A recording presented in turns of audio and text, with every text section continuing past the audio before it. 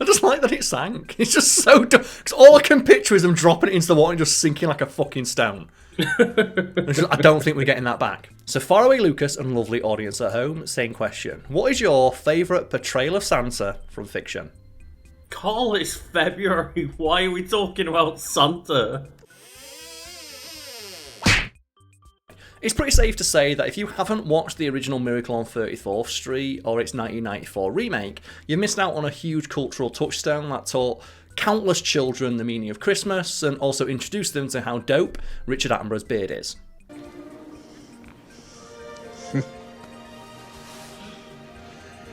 You are a very beautiful young lady. Few people realise, though, just how ridiculously on point the actor playing Santa in the original actually was. Hey, what's your name? Susan Walker, what's yours? Mine? Kris Kringle. I'm Santa Claus. Oh, you don't believe that, do you? Mm-mm. So, Karl, you never actually gave me the answer of why are we talking about Christmas in February? Well, realistically, we should have talked about this topic in the summer. So, Miracle on 34th Street, the original one from like the 50s, it's a classic Christmas movie. I rewatch it every Christmas, but it was released at a time where they just didn't give a fuck. So they actually marketed Miracle on 34th Street when it was first released as just a regular movie, and they didn't mention Christmas in the marketing at all, and released it during the summer. That is the greatest picture I have ever made. And I've got the angle on the trailer. Boys, we've got to get across to the public that picture has everything. Why, it's hilarious. It's romantic. It's tender. It's charming. It's delightful. It's exciting. And it's groovy. Yes, Mr. Schaefer. Isn't that incredible that they released a Christmas movie in summer that didn't tell you it was a Christmas movie, and they somehow hid that fact from audiences? You literally could not get away with that today, because within like 5 minutes, shit would be all over Reddit or something, right? Of like, oh, they're trying to trick you. Like, Marvel will change something with CGI in a trailer after the fact, and that shit's all over the internet in 5 minutes. They sold a whole ass Christmas movie without telling people it was about Christmas. I guess that was just a period of time where you would only really release movies in summertime, Exactly, right? yes. Like, the year-round like movie release schedule wasn't really a thing back then. So the people releasing that original 1947 Miracle on 34th Street, like, well, if we release it at Christmas time because it's a Christmas movie, nobody goes to the theatres at Christmas. They mostly go during summer because, fun fact, people don't know, like, theatres were really popular during summer because it was hot, and theatres were one of the few places that had air conditioning. Help us, Homer. Yeah, help us, you fat yuts.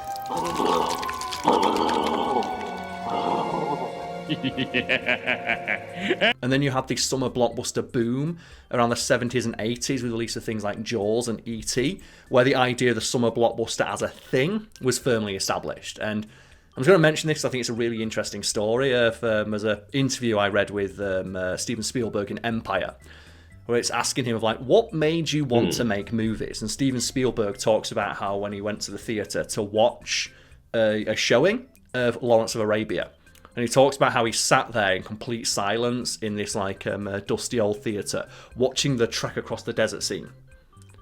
And he says like that everyone in the theatre just sat there and watched this scene. And then when they finally got to like the Oasis, every person in the theatre stood up at once to go to a lobby.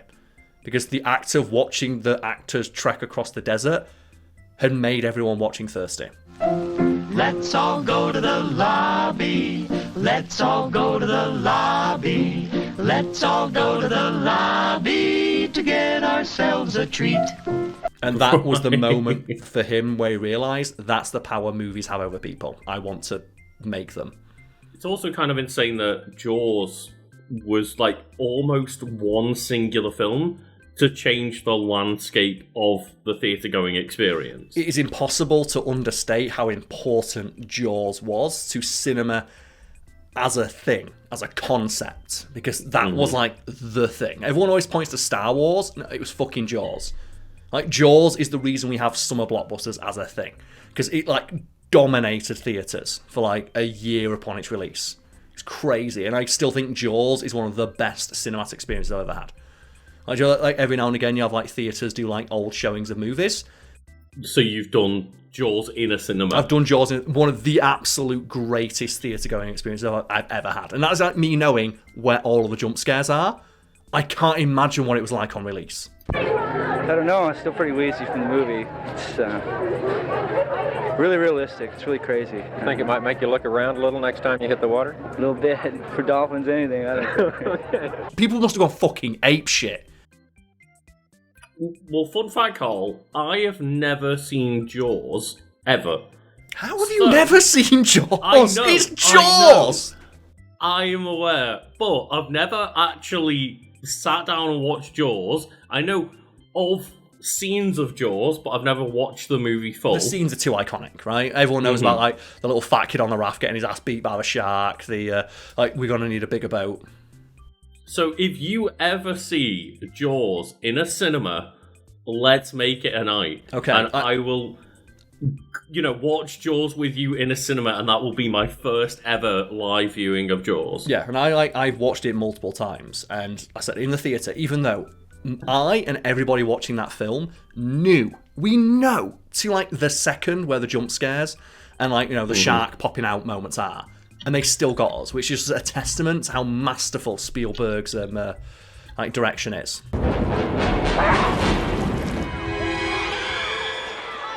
Even though you know where the jump scare is, it still gets you every time.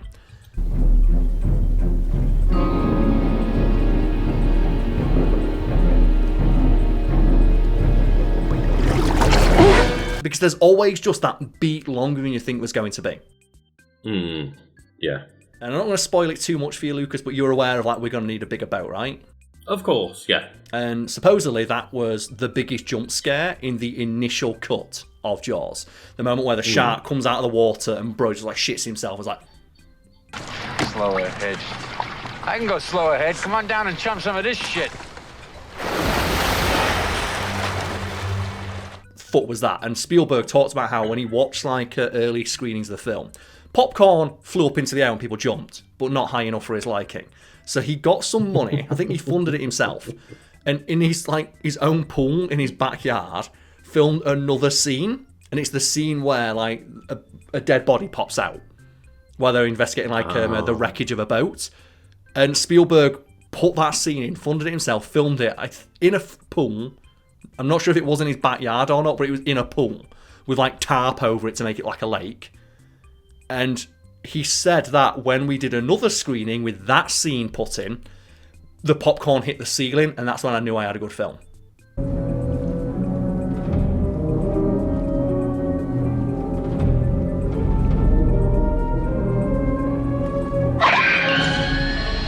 He's got to have a big pool in his back garden to pull that off. We're talking about Spielberg, right? But we're talking about Spielberg pre-Jaws release. Either way, like, that's like the story behind how that scene made it into the film. And it's incredible.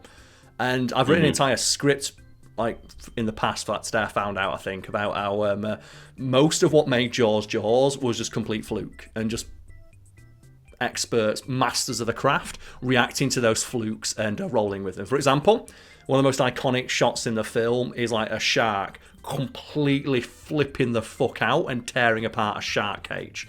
Bring him up quick! Damn it! Bring him up now! That wasn't scripted. That was an actual anti-shark cage that was dropped into the water. And while they were getting pickup shots of the shark, an actual great white shark just came and tore that cage apart.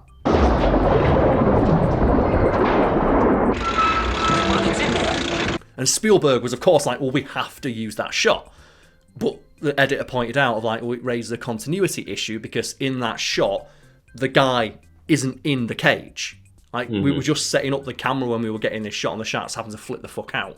And after the shark flipped the fuck out, the stuntman wouldn't get in the next one. As I think nobody would, right? Yeah, no, if I saw an anti-shark cage being ripped apart by a shark, I don't think I'd get in the next one that was offered to me. So what they did is they rewrote the film and had the character who was meant to die in that scene escape and swim and hide, so they could use the footage of a shark tearing it apart. Then you have, like, perhaps the more well-known fact about the film is that the shark, Bruce, famously named after Spielberg's own lawyer, like, when they got, like, the animatronic shark, they put it in the water and it fucking sank. Oh, I love this because right. they said they got it and it cost like $50,000. They put it in the water and just, Mainly it was Bruce not working that would literally scrub the whole shooting day, or the barrels not being able to sink when they were supposed to sink. So I really, truly believe that halfway through production we weren't making any progress. I heard the scuttlebutt from Hollywood, I was going to get fired any day now. You know, I basically thought this movie was going to be the end of me. And all I can picture is Spielberg being like, we're not getting that back, are we? And that's why you barely see the shark throughout the movie, because the animatronic just kept flipping the fuck out. And that resulted in them having to suggest that the shark was there rather than actively showing it for a lot of scenes. And it's the opinion of a lot of people, including myself, that that makes the film better, because by not showing the shark and merely hinting that it's there, in scenes where the shark isn't actively there, it's always in the back of your mind that it might be. It's, you know, the fear of the unknown, yes. Right? And I really hope in that moment where that shark sank, that someone just said, we're going to need a smaller shark. I just like that it sank. It's just so dumb. Because all I can picture is them dropping it into the water and just sinking like a fucking stone. I don't think we're getting that back. And the fact that it wouldn't work all the time, did that help it become less scary? The more the shark didn't work, the more I had to invent, implanting in the audience the fear of the unknown, the threat of what they couldn't see but knew was just lurking underwater. And I think that really was the Hitchcock, you know, tonic water that made the movie special. And the decision to do that perfectly fits with Hitchcock's description of tension. If anyone's unfamiliar, like Alfred Hitchcock, the master of tension. When he was asked to define what tension is, he described it very simply of, tension is watching a scene where there's a bomb under a table, and the audience knows there's a bomb there, but the characters don't. That's what tension is.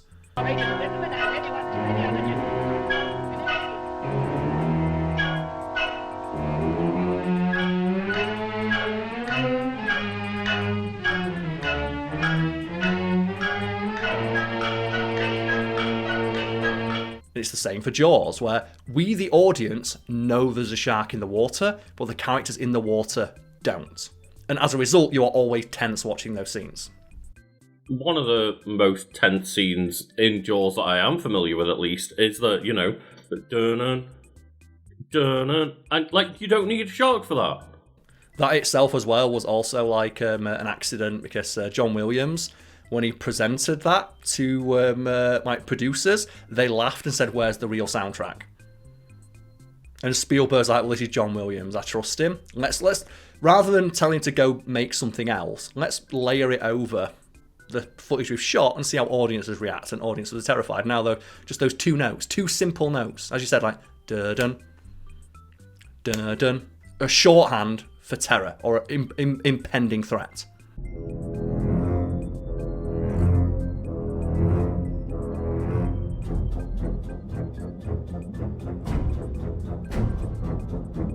Literally one of the most iconic pieces in all of Hollywood history. Just two notes. And the idea that, yeah, again, like, we always seem to mention just producers coming in with fucking stupid notes. Yeah.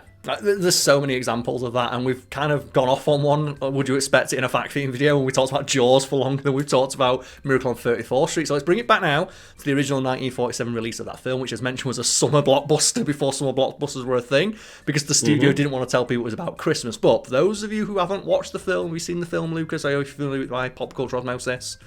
I've seen the film when I was a kid, like the original film at least, and then I've watched like the remake as well, but it's not a movie that particularly strikes a note with me. I don't rewatch it or anything. It's that everyone has like those Christmas movies that they rewatch because it personally gels with them, whether it's for nostalgia or just like the story is one that happens to fit with their own personality. And I really like this film, as mentioned.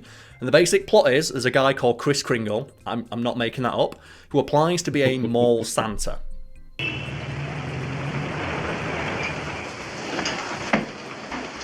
Gee, that sure is an elegant costume.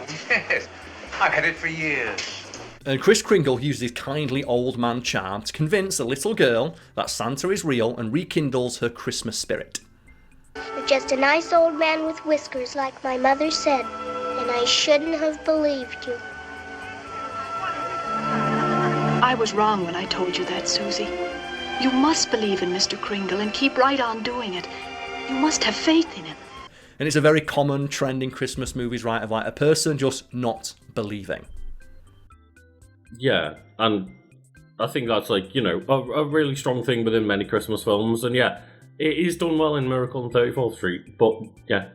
And I like the way they handle that aspect in the remake, where like Kris Kringle, played by Richard Attenborough, is like he's goaded into attacking somebody. Because like a rival store is jealous that, oh, this store has a really great mall Santa, so it's like, you know, just discredit him. And they have this like really well acted moment where like a lawyer is going in like, Chris, you were clearly goaded into doing this. And he's like, yeah, but I don't want kids to think poorly of Santa and what he represents. And the lawyer's like, nah, man, people like you. They like what you represent, like the spirit of Christmas, the spirit of generosity and goodwill and cheer. And they have like this campaign of just like, I believe. And it's like, we want everyone out there who believes in Santa, who is embodied through the spirit, the generosity, the character of Mr. Christopher Kringle. So just let us know that they believe. And they have this like great montage of all of New York saying we believe. And in Elf, there's a great scene that's similar, which is probably, you know, direct inspiration for that scene. But yeah, they have the moment where on the news they're reading out what people want for like gifts for Christmas to make them believe. Yeah.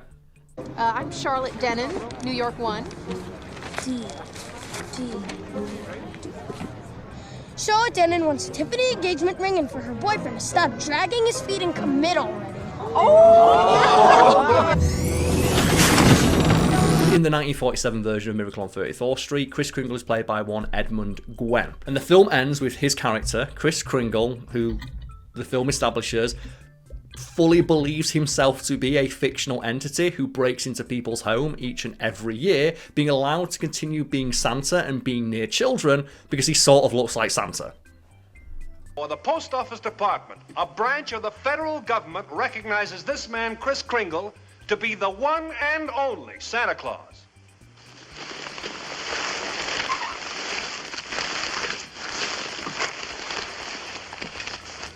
Since the United States government declares this man to be Santa Claus, this court will not dispute it. Case dismissed. And I'm more familiar with the remake, and the court case has been broken down by actual lawyers of like, you can tell that the judge just doesn't want this nice old man who looks like Santa to go to jail at Christmas, and he's just trying to avoid a PR fucking nightmare. Then the state of New York, by a similar demonstration of the collective faith of its people, can accept and acknowledge that Santa Claus does exist, and he exists in the person of Kris Kringle.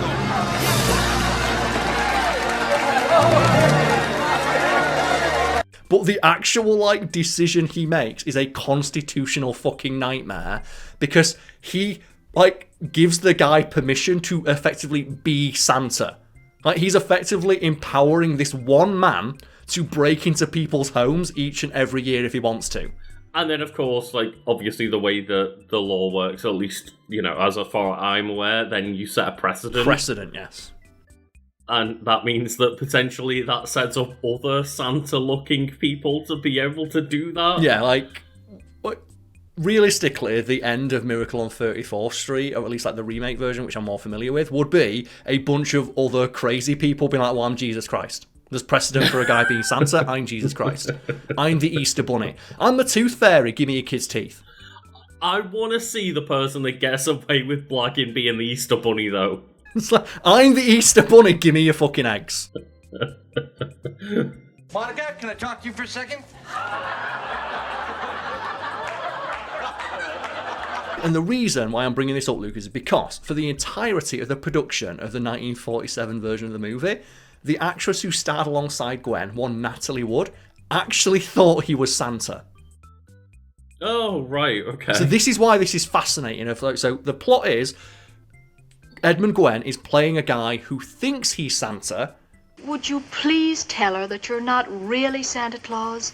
That there actually is no such person? Well, I'm sorry to disagree with you, Mrs. Walker, but not only is there such a person, but here I am to prove it. No. You misunderstand. I want you to tell her the truth. What's your name? Chris Kringle. I'll bet you're in the first grade. Second. And he's then allowed to legally be Santa because kids think he looks like Santa. Behind the scenes, in real life, that actor was mistaken for Santa by the little girl who, in the film, does not believe in Santa. I thought as long as we're here, we might as well say hello to Santa Claus. He's a nice old man, Mother, and those whiskers are real, too. Yes, dear. Many men have long beards like that. Susan... So that's the thing, like, she doesn't believe in Santa, and she's convinced to believe in Santa by Chris. But behind the scenes, she did believe in Santa, and from second one, thought Edmund Gwenn was him. That's so wild that the kid, like, didn't see everything going on with filming and production and go, oh, this person is just an actor. Exactly. She legit thought he was Santa, and she thought that for the entirety of production until she went to the premiere and saw him with his beard shaved and realised that he wasn't. But just the idea that this is a film where Edmund Gwenn is playing a guy who thinks he's Santa, who convinces a little girl who does not believe in Santa that he is Santa, and thereby, like, you know, reignites her Christmas spirit, like, you know, that spark of innocence that all children should have around the holidays. You were right, Mommy. Mr. Kringle is Santa Claus. Where are you going? To see if there's a swing. There is one. There is one. In real life, the little girl's like, oh, he's definitely Santa. She didn't need no convincing. She just saw that beard and went, Defo Santa. Defo Santa. Defo Santa. And people say Inception is a movie that blows people's fucking mind. Like, the level of layers to this. The layers. That is fascinating that, yeah, not that she would believe in Santa, but believe it, this person... That guy specifically, right? On a film set with her about not being like, oh, yeah, that's wild. It like, breaks my mind a little bit. Mm-hmm. Like, it's not the fact that she believed in Santa. All children should, because Santa is definitely real. It's the fact that she thought this guy specifically was him. Because as, you know, we all know from Home Alone, the mall Santas are just the fake Santas that give the wishes on to the real Santa. Yeah, that's what you do, yeah. And the real Santa is the guy who salts the driveway. Do you believe that theory? Have you heard that theory that, like, the crazy neighbour that Macaulay Culkin's scared of is actually Santa? I've not heard that theory, but I do like that. Because there's like, it's not too overt, but there is some mystical quality to his characterization. The fact he just appears when he's needed, and he kind of looks like Santa a little bit. Yeah. But I do like the idea that Santa, when needed, will attack people with a giant shovel.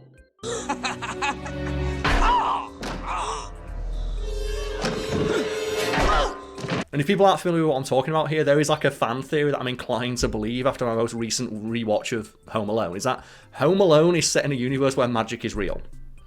Because there's like a couple of moments like that are really difficult to like explain away without there at least being a little bit of magic in there, which makes sense for a Christmas movie. I must be a pretty good lawyer. I'd take a little old man and legally prove to the world that he's Santa Claus. Now, you know that...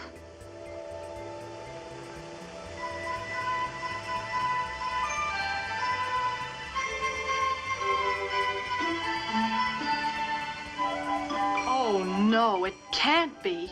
It must have been left here by the people that moved out. Maybe. Maybe I didn't do such a wonderful thing after all. Yeah, I mean, you know, he wishes them away, and yes, it's explained in the movie how that occurs, but it is almost act of God levels of coincidence. And then, you know, he wishes for his family to come back, and they come back. The mum says, literally, like, she will sell her soul to the devil to get back to her son, and then, oh, someone just appears with a ride out of nowhere for free. On your runway and hitchhike. If it costs me everything I own, if I have to sell my soul to the devil himself, I am going to get home to my son. Ma'am, if there was anything at all I could do for Do you it. today, Do anything. I can get you a hotel room. What? And her trip back in the back of the truck with John Candy is fucking hellish. She's effectively, like, it's not literal biblical hell, but it's still, she is suffering for her child, as she said she would. And I'm not saying that Home Alone is definitely a movie about magic. I'm just saying that if you choose to read it that way, some of the signs are there. It's a fun interpretation. It is, yeah. It's more fun than that he grew up to be the guy from Saw. Yeah, exactly. Which is complete and utter horseshit.